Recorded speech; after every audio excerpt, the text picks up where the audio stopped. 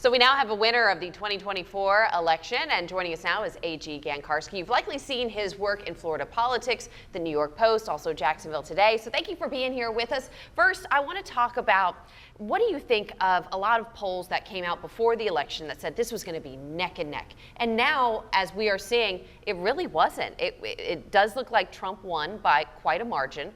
Do you think the pollsters were all just taking incorrect data? No, I think their modeling might have been a little bit off in terms of who they sampled. I think there were voters who came out who couldn't be polled. Your voters don't vote in every election because they always go after likely voters. That's your every election voter.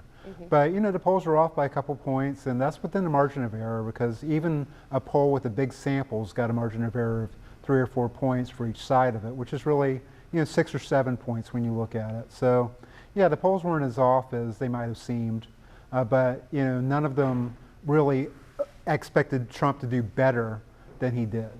Where do you think Democrats go from here? As they are waking up today, they've lost the Senate, they've lost the presidency. How do they regroup and move forward?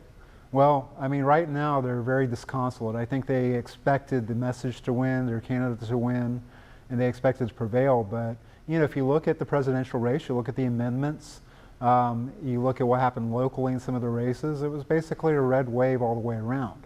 And I think Democrats have to figure out what their next generation of leadership is going to talk like, what the issues really are. They're going to have to get away from identity politics, get more to pocketbook issues, more to the old Democratic coalition that, exists in the 20th century, the sort of unions and blue-collar workers and all that. Because Donald Trump came in, took them away, and he took others away too, like black men, Muslims, and, Trump created a more diverse coalition than Democrats did.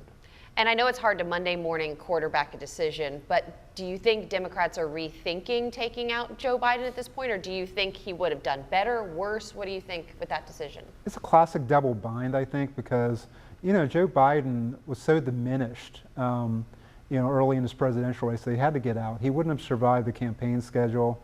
In 2020, he needed sort of COVID protection where he did like Zoom rallies and things like that. That wasn't going to fly this time against Donald Trump.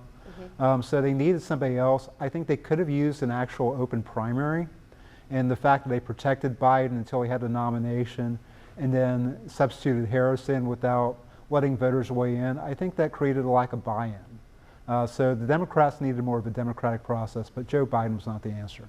And lastly, the amendments. We know that brought a lot of people out to the polls to look at marijuana and, of course, abortion rights, neither of which passed. Do you anticipate seeing those on a future ballot, seeing them again? You might in 2028, but I think with the marijuana issue, they're going to do something legislatively, decriminalization, something like that. With abortion, they may look at the 6-week ban and kind of ameliorate it to 15 weeks. But, you're not going to see it in 2026 because that's a heavily Republican electorate. 2028, presidential year, you'll get the NPAs and people like that may help an amendment. But, as we saw with these, it was a heavy lift, 60%. That takes a lot of buy-in. It takes buy-in across the political spectrum. Well, AG Gancarski, we thank you so much for being here with us to give us your political expertise.